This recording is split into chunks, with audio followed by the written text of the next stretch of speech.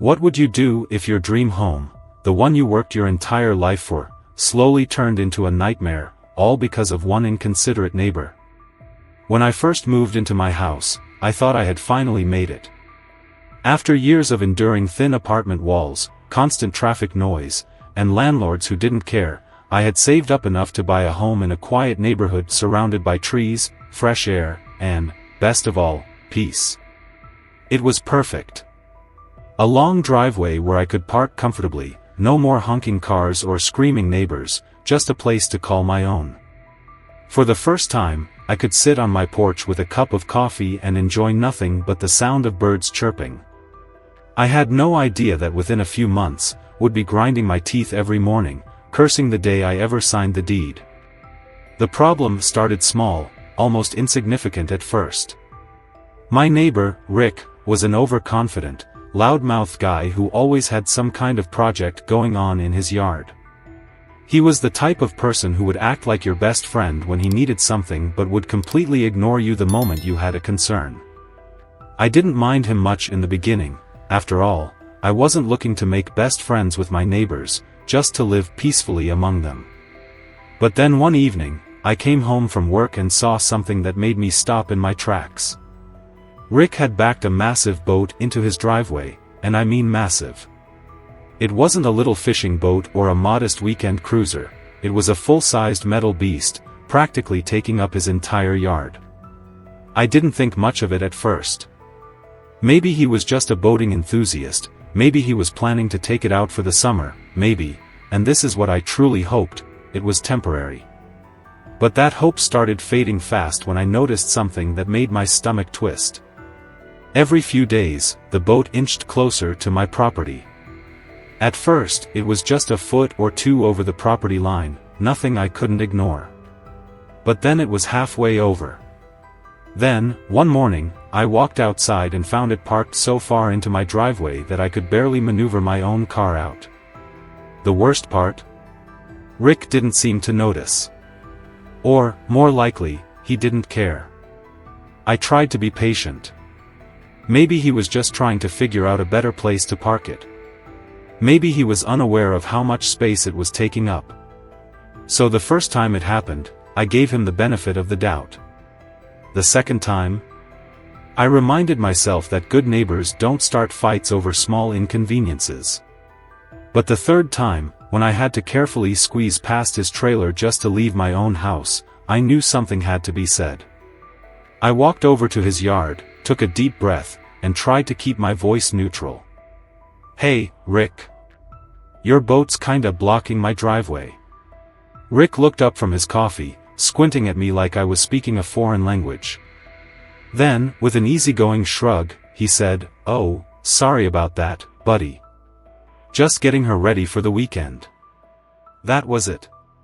No explanation, no apology, just a casual, dismissive comment like it was no big deal. I wanted to believe him. I wanted to trust that he'd move it soon. But deep down, I had a gnawing feeling that this wasn't the last time Rick's boat would be in my way. I had no idea just how right I was. I waited a few days, hoping Rick would move the boat on his own. He didn't. If anything, it seemed to have claimed my driveway as its new home, the trailer wheels now permanently resting over my property line. I couldn't even back out of my driveway properly without maneuvering like I was playing a parking simulator on expert mode. But the moment that truly set me off. One evening, I came home and saw a massive "For Sale" sign plastered on the side of the boat, while it was still parked halfway in my driveway. I stood there, staring at the sign like my brain couldn't fully process what I was looking at. The audacity. The sheer level of disrespect.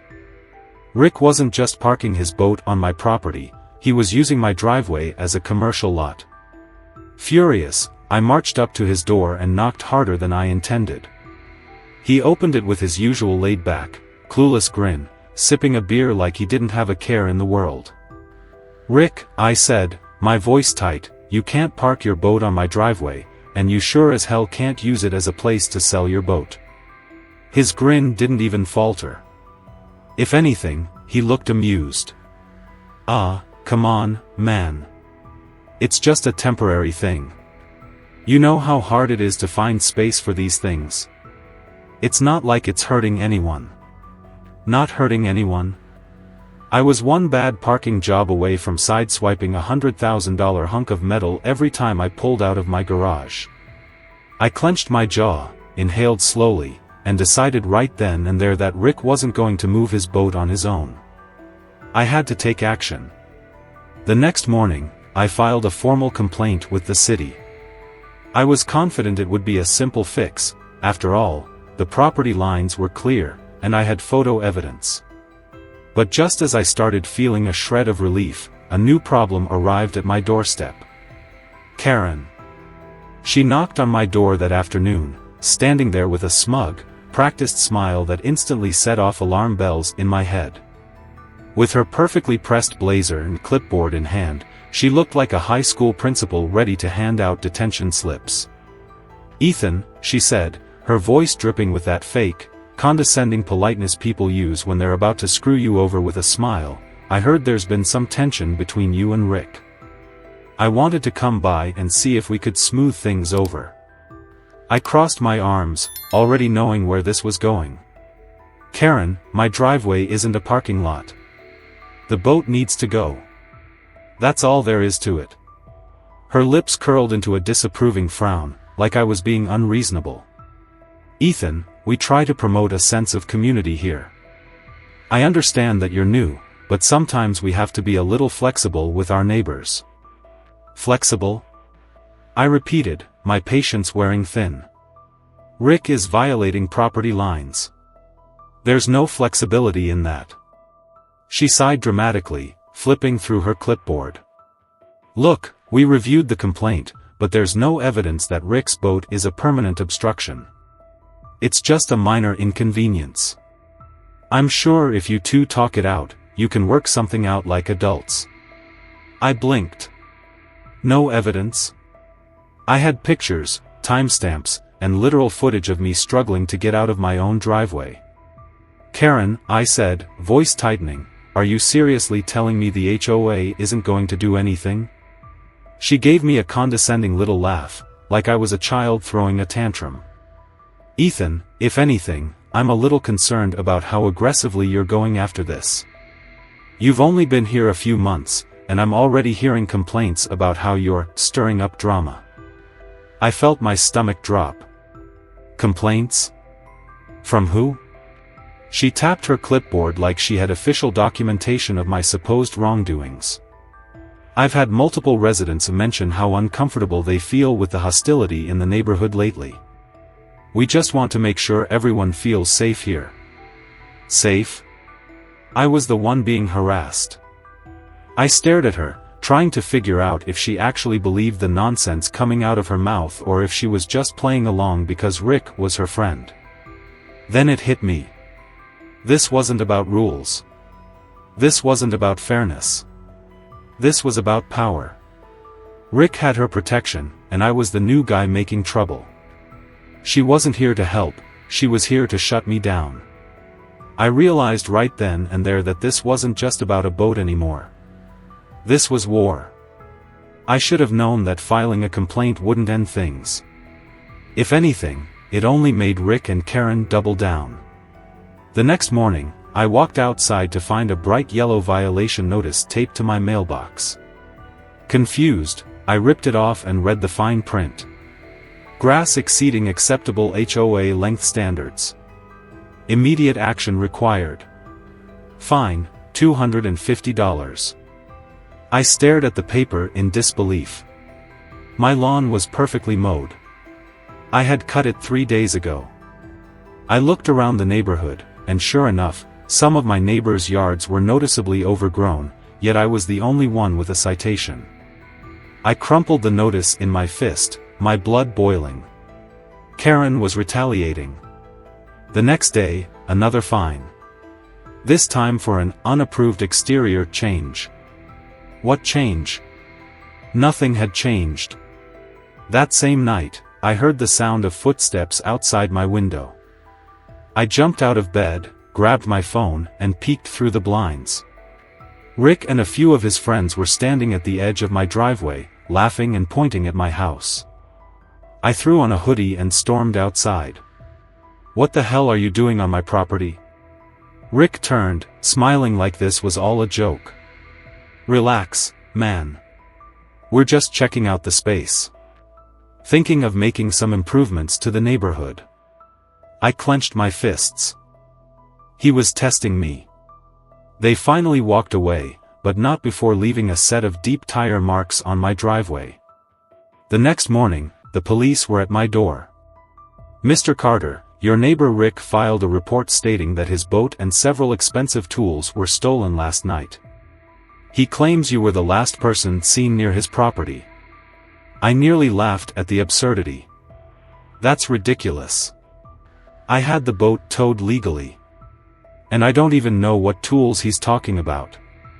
The officer gave me a measured look. "Do you have any security footage?" Relief surged through me. Yes. I had installed cameras after Karen's HOA game started. I pulled up the footage on my phone, showing the officer the exact timestamp when Rick and his friends were standing near my house last night. The cop frowned, clearly noticing the contradiction in Rick's story. "We'll be looking into this. If he's filing a false report, that's a crime in itself." I wanted to believe that was the end of it, but I should have known better. That evening, as I walked out to check my mail, I froze. Rick's stolen tools were back in his garage, perfectly lined up, like they had never left. And standing next to them was Karen, smirking at me like she had won. I had never been the kind of person to let things slide, but this was war. Rick had tried to frame me for theft. Karen had backed him up without hesitation. And now, with his so-called stolen tools miraculously back in his garage, they were both making it painfully clear, they thought they were untouchable. I knew what I had to do. I had to be smarter. That night, I installed 2 more security cameras, one facing the driveway from a higher vantage point and another overlooking the front yard. If Rick or his little band of morons even stepped foot on my property again, I'd have them caught in crystal clear footage. It didn't take long for them to test me. 2 nights later, at exactly 1:37 a.m., my phone buzzed with a motion alert. I checked the camera feed and felt my stomach drop. Rick and his friends were back. But this time, they weren't just standing around laughing. One of them was carrying a crowbar. I bolted out of bed, barely grabbing my phone as I ran to the front window. I could see them in the dim glow of my security light. They were near my car, whispering, motioning toward my front door. I knew exactly what was happening. I hit record on my phone, capturing the live footage while I dialed 911. "Emergency services, what's your?" "They're here," I whispered, my voice shaking. "They're trying to break into my car. I have them on camera." The dispatcher stayed on the line, her voice calm but firm, asking for my address and details. Meanwhile, Rick and his friends suddenly froze. One of them looked toward my house. Had they seen me? Had they realized I was watching? Then, just as quickly as they had appeared, they ran. By the time the cops arrived, Rick was back in his house, acting like he had been asleep the entire time. But I had proof. I showed the officers the footage of them creeping around my property, the crowbar, the whispered conversation. The moment the officer's expression changed, I knew I had them. Rick tried to downplay it, laughing when they confronted him. "Oh, come on, officer. We were just messing around. You know how it is, harmless fun." But the cop wasn't buying it. "This doesn't look like fun, Rick," he said, crossing his arms. "This looks like trespassing, vandalism, and attempted vehicle tampering." Rick's face darkened. For the first time since this whole mess started, I saw a flicker of real fear in his eyes.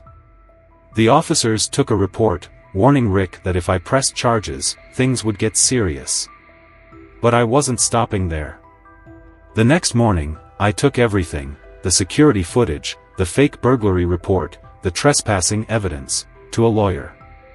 Rick and Karen had pushed me too far. It was time to push back. Taking Rick and Karen to court felt like an uphill battle, but I was ready. I had spent weeks gathering every piece of evidence: the security footage, the fake burglary setup, the bogus HOA fines, the trespassing incidents. Every lie, every scheme, every underhanded move they had made was now laid out in black and white. The courtroom was packed the day of the hearing. Neighbors I barely knew had shown up, some whispering among themselves, others glaring at Rick from across the room. I wasn't the only one who had suffered under his arrogance and Karen's abuse of power. Rick walked in with his usual smug confidence, but it cracked the moment the evidence was presented. The judge watched the security footage of him and his friends creeping around my property, the crowbar in hand, the whispered conversations. Then came the police reports, the harassment claims, the city violations.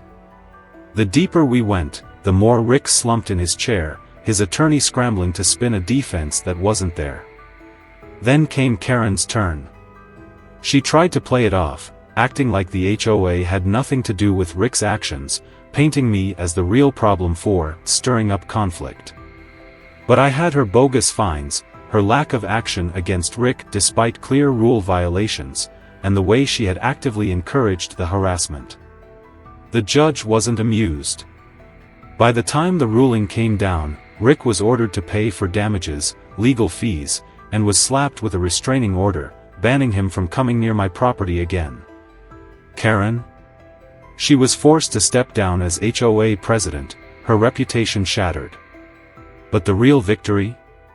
Watching Rick stand in front of the entire neighborhood, forced to read a court-ordered public apology. He could barely get through it, his voice shaking with humiliation as he admitted to everything. When it was over, he moved out within weeks. The boat was gone. The harassment was over.